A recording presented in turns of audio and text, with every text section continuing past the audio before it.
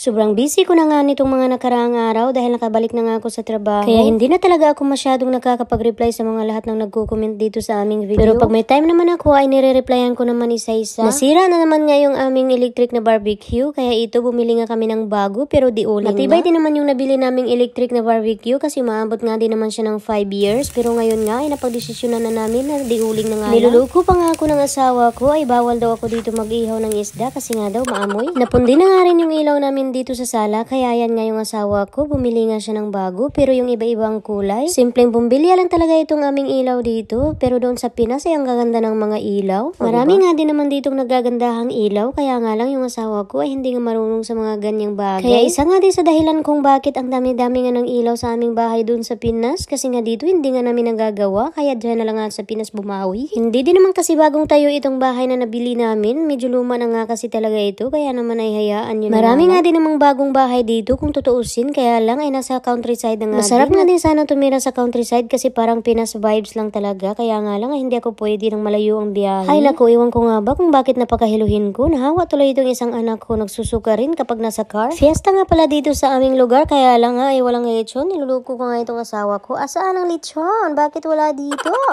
Tuwing Lunes nga ay may appointment si Alexan dito sa orthopedist niya kaya ito nag-aantay nga kami. Si Ethan naman ay hindi na kinaya ang antok kaya ito nakatulog. At habang nag-aantay nga kami, ito naman si Alexan ay nagrereklamo, iniihi na nga daw siya kaya nga lang ay hindi nga kami makapasok. Kaya ang sabi ko na lang sa kanya ay tiisin na nga lang niya muna. Nakarating na nga ako dito sa trabaho at ito naman kasama ko panay ang tawa. Iwan ko kung anong nakain ito. Tatlo nga pala kami mga Pinay na magkakasama dito sa trabaho, puro mga Bisaya. Nung makita nga nila yung mga trabaho namin ay inoferan nga kami kaagad ng regular o sana bali dalawang hotel nga pala yung nag-offer sa akin ng regular na trabaho kaya nahirapan ako sa pagpili. So bali dito nga sa 5-star hotel ay 25 hours per week at magtatrabaho ka ng weekend. At doon naman sa 3 stars hotel ay 35 hours per week ang offer at tinaasan pa nga nila per hour at binigay pa nga sa akin yung weekend. Kaya pinili ko nga yung 3-star hotel kasi hindi nga magtatrabaho ng weekend para naman mabantayan ko yung mga bata. Pero yun pala, mali pala yung napili ko. Mahihirapan pala ako doon kasi 24 yung rooms at ako lang mag-isa. Kaya bumalik na lang uli ako dito sa 5-star hotel at buti na lang talaga na regular pa rin ako. Nakakawala nga ng pagod kapag nakakakita tayo ng ganito. Natapos na nga kami sa trabaho kaya ito palabas na nga kami ni Maria sa hotel. Kaya ang sabi ko nga sa kanya ay wait lang, magbibideo muna ako ng pang content. Charo. Nakaka-amaze nga itong mga lumang building na to. Akalain mo parang palasyo pero hotel pala. At pagkarating ko nga ng bahay, ito na kagad yung bumungad sa akin. Ang sobrang linis ng aming garden. Mapapasana all ka na lang talaga. Sinabi ko nga kay husband na napagod ako at ang sakit-sakit ng likod ko. Kaya yan naman, tinanong niya ako kung gusto ko ba daw i-massage yung paa. Yung likuran ko naman sana yung masakit pero bakit ganun? Bakit yung mga paa ko ang minamassage? Pero choosy ka pa ba? Ikaw na nga itong pinagsilbihan sana all. Salamat Lord sa mabait na husband. Maraming salamat din sa biyanan ko sa pagpalaki ng maayos nitong anak niyo. Trabaho nga kami kinabukasan ni husband kaya doon muna ang mga baby sa biyanan. Yun lang, bye.